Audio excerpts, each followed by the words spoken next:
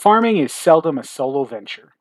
Even if you start out by yourself, you'll likely need help from friends and family, hired laborers, and eventually full-time staff.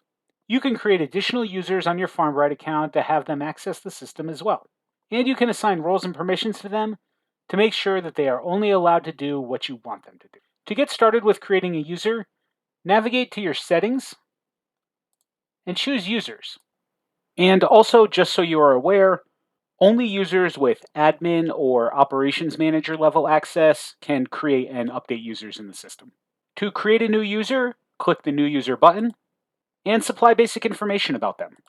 You'll add their first and last name, and then a display name. This could be a nickname. It will be shown when you assign tasks to them, and on the audit logs of records they've worked with. The new user will receive an email to this address to set up their account, so make sure it's valid before adding them. You'll then assign them a user role. This choice restricts features and permissions for this new user. Your Farmbrite software has descriptions of each role shown here as you make this choice, but I want to take a minute to show you some examples of what these roles can and cannot do. The first selection, Admin, is the default role that has access to everything. This is the highest level of access. There are no features that an admin cannot use. This is the only role with permissions to manage your Farmbrite subscription and configure all of your account settings. Also, other than the accountant role, this is the only role that can access the accounting section. The operations manager role might be useful for someone who manages your day-to-day farm operations and staff. They have access to all operational features like livestock, plantings, resources, and the market, but they cannot access the accounting tab and financial data. Most importantly, other than admins, an operations manager is the only role that can create users and assign tasks and events to them.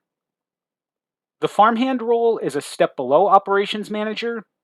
This role has access to many operational features, but cannot view financial data, assign tasks to other users, or access any settings. Accountant is a financial role that has full access to accounting features only. This includes financial reports and worksheet tools. This role has no access to any operational information. They can only access the accounting tab and those reports. The shop manager role is used for someone who manages your online shop. They have full access to the entire market section. This includes your online store settings, creating products, processing orders, adding and removing inventory, and working with contacts. The service manager role is used for someone who manages your equipment, tools, and inventory. They have full access to the resources section and can work with contacts. Similarly, the warehouse manager role is used for someone who manages your warehouses and inventory. They have limited access to the resources section, with access only to inventory and warehouses. They can also work with your contacts. The laborer role is used for hired help that does not need access to your Farmbrite data other than tasks and events. They can create, view, and update, but not delete tasks and scheduled events that are currently assigned to them. They cannot see tasks assigned to others, but can work with unassigned tasks to pick up work from a to-do list. Auditor is a role that has read-only access to everything in your Farmbrite system, including financial data. Users assigned to this role cannot make any changes to any records, nor access your Farmbrite settings, but they can view all data in your Farmbrite system. And similar to Auditor, the read-only role can view everything in your Farmbrite system except financial data. They can't make any changes, but they can view your records and run reports. Now that you know more about what each role does, back to our example, we're going to grant Dennis farmhand access and save. That new user will then get 2 emails from Farmbrite inviting them to join. One is a welcome with helpful tips and resources to get started. The second one contains a link to set up a password and log into their new account. And once they go through that process, they'll be all set to log in going forward. If you ever need to make changes to their record, you can click the Actions menu and choose Edit User. Perhaps they got a new email address or changed their name, or maybe you just want to change their role.